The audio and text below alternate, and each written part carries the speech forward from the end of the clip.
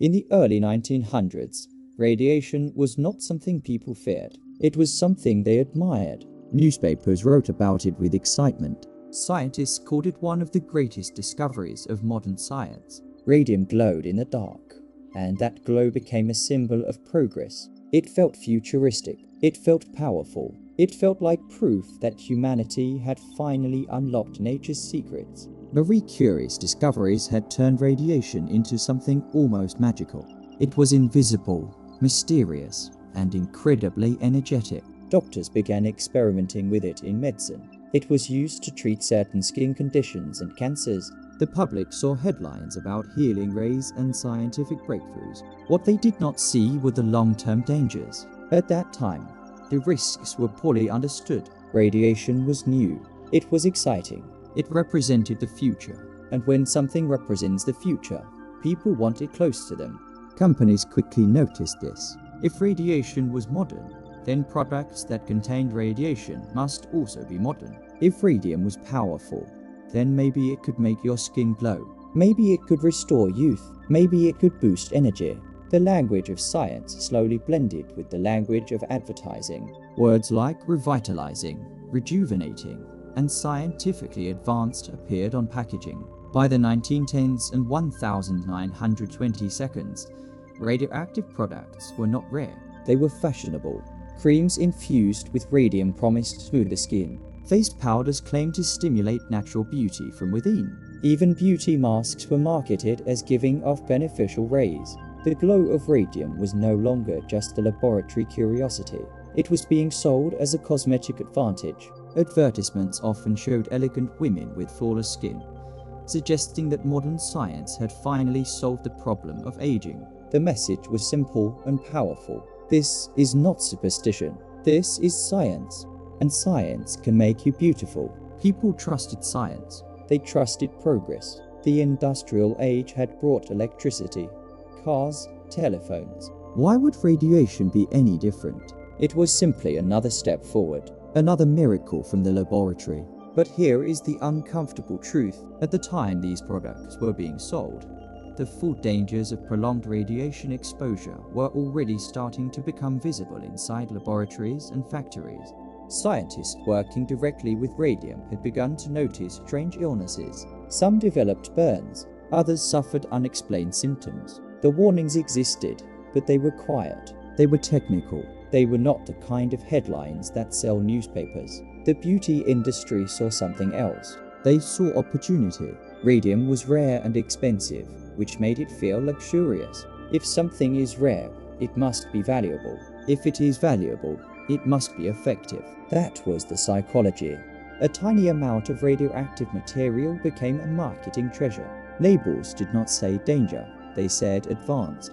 They said energizing. They said modern. And consumers believed it. Because in the early 20th century, radiation did not mean threat. It meant promise. It meant innovation. It meant a brighter tomorrow. The glow was beautiful. The language was scientific. The packaging looked sophisticated.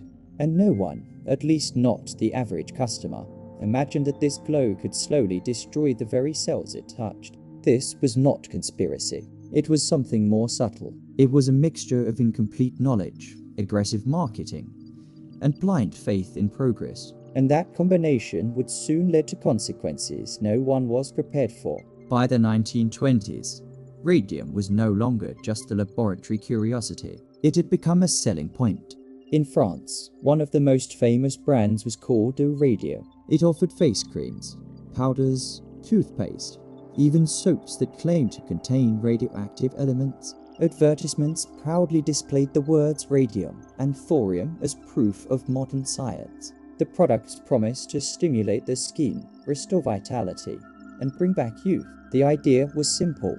If radiation could energize atoms, maybe it could energize your face. And people believed it.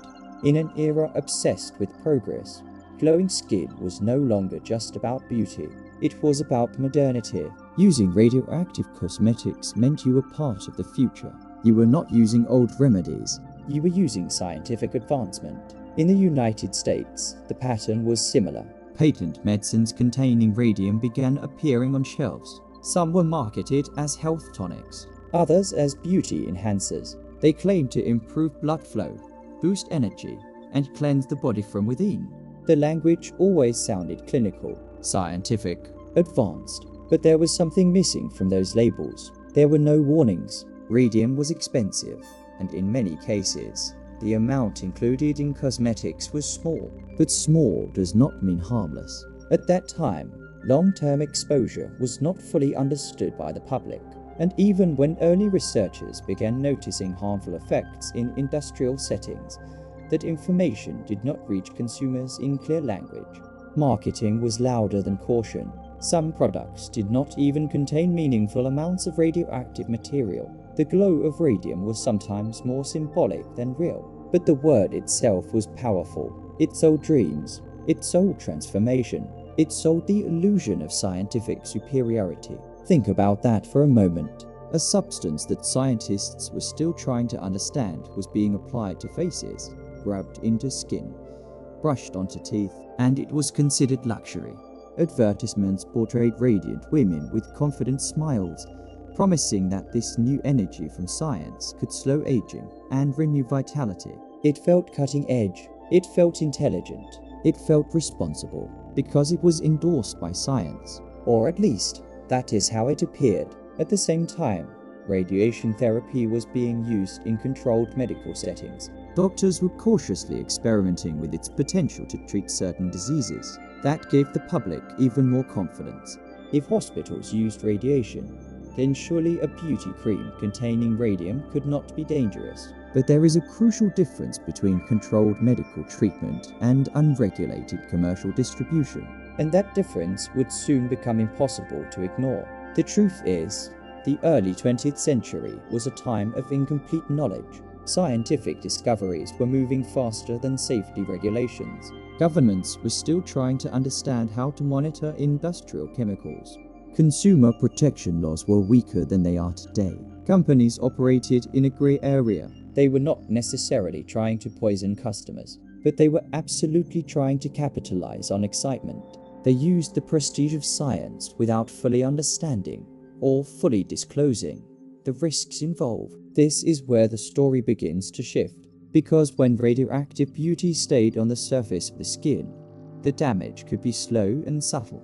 But when radioactive products were consumed, when they entered the body directly, the consequences were no longer theoretical. And that is where we meet a man who trusted science so deeply that he drank it. His name was Eben Byers. He was not a factory worker. He was not poor. He was not uninformed. He was a wealthy American industrialist, a socialite, an athlete. He moved in elite circles. He trusted modern medicine.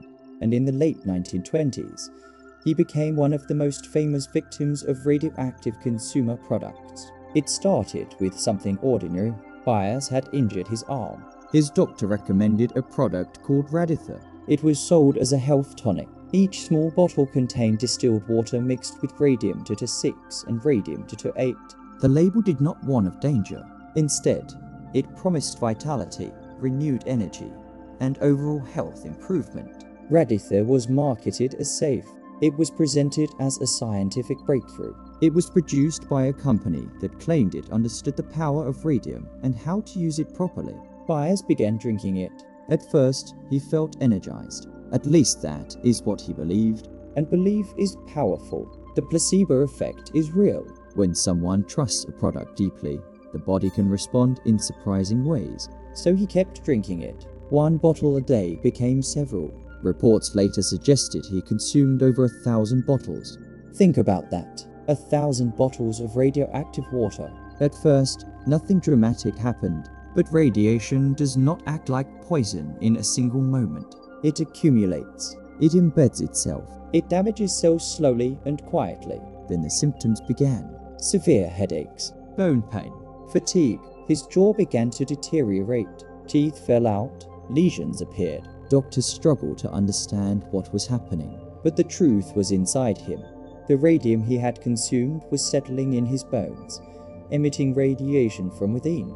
By the early 1930s, his condition had become catastrophic. Medical reports described the destruction of his jawbone. Large portions of bone tissue had to be surgically removed. His skull showed structural damage. The radiation had effectively begun eating away at him from the inside. In 1932, Eben Byers died. The Wall Street Journal reportedly described him with a haunting phrase: "The radium water worked fine until his jaw came off."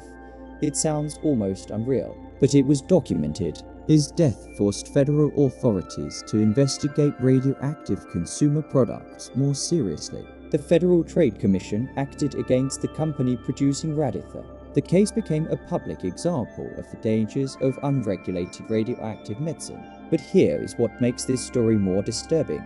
Radithor was not hidden in secret markets. It was openly advertised. It was sold to educated, wealthy individuals. It was endorsed in professional circles. This was not ignorance in isolation. It was a failure of oversight. Science had advanced faster than regulation. Marketing had moved faster than safety standards. And Eben Byers was not the only one affected. His case made headlines because he was rich and well connected. But there were others, less visible, whose suffering did not receive the same attention. Which brings us to a group of young women who were not drinking radiation. They were working with it every day.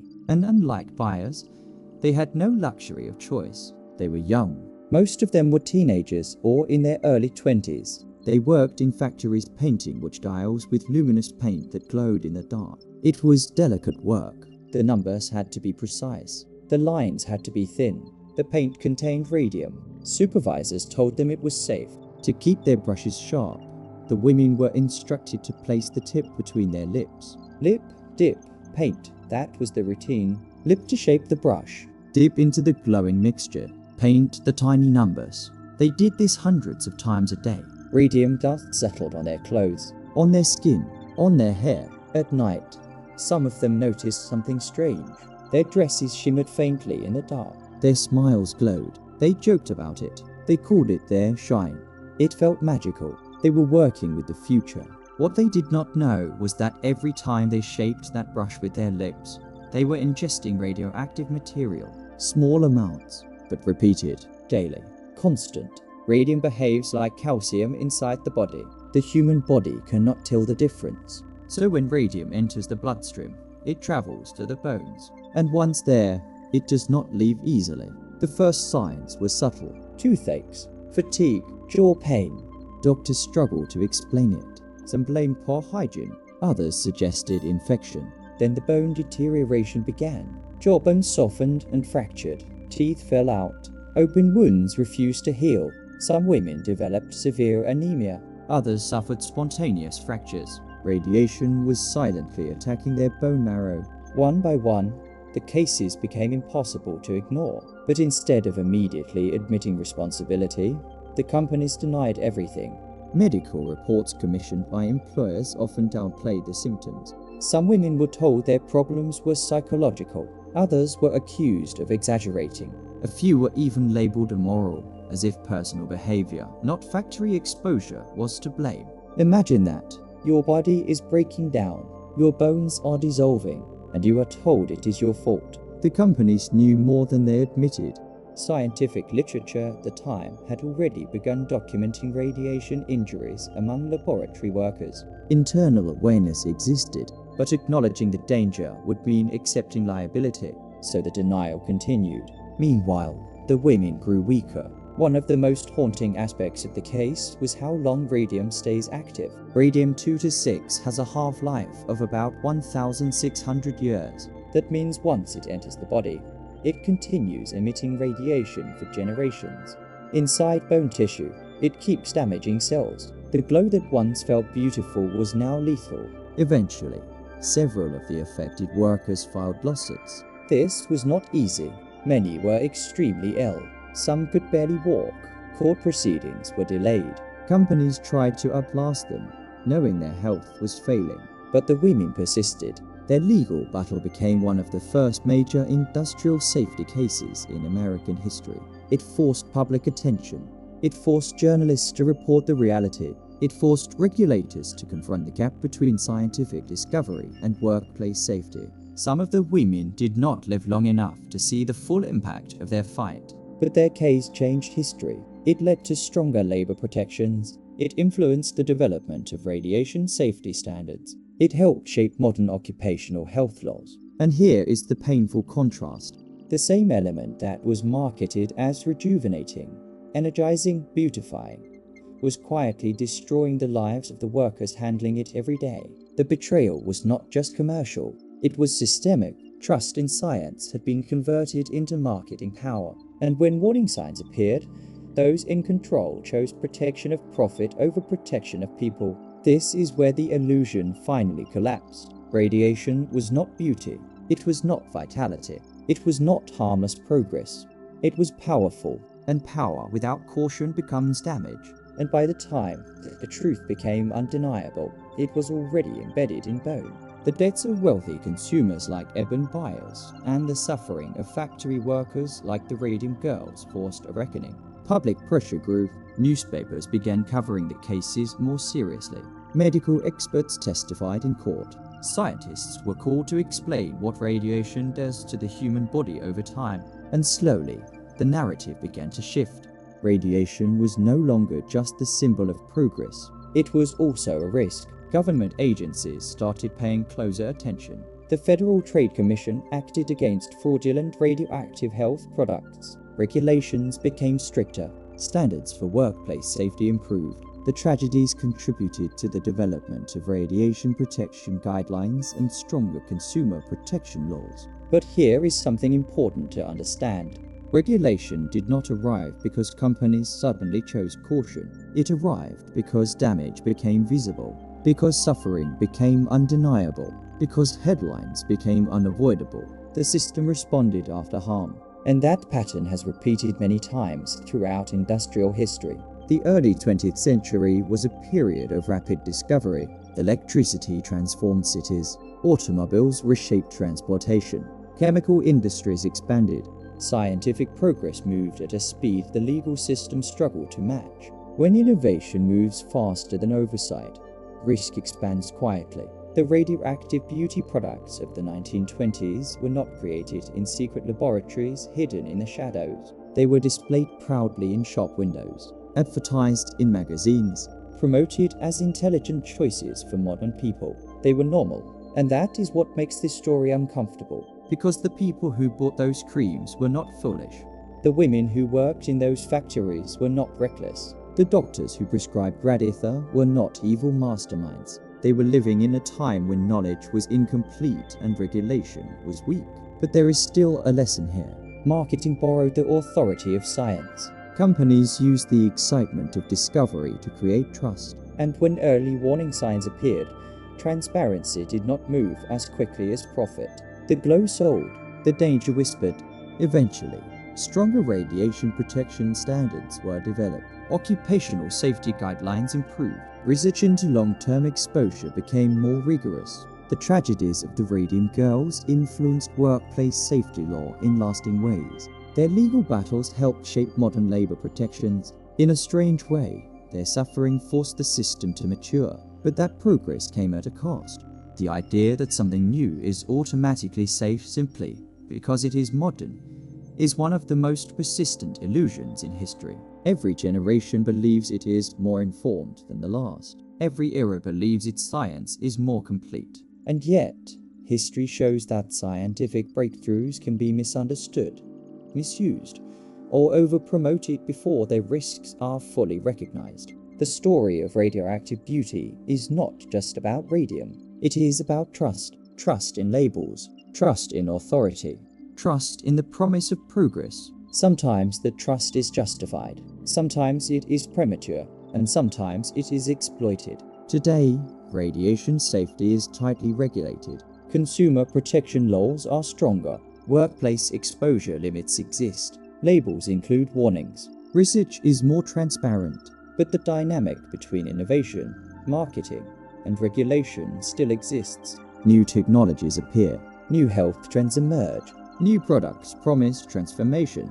And once again, people are told that this is the future. The glow changes. The language changes. But the pattern feels familiar. And that is why the paper trail matters. Because when you look back at documents, court records, advertisements, and medical reports, you begin to see how easily excitement can overshadow caution. The beauty industry did not invent this pattern, but it followed it. And in the early 20th century, the pattern left traces not only in archives, but in bone. If you value investigations built on documented history, if you believe that understanding the past helps us question the present, then you are in the right place. Subscribe to the Paper Trail Archive and join us as we continue uncovering the records that shape the modern world. Because history is not only what we are told, it is what was written down.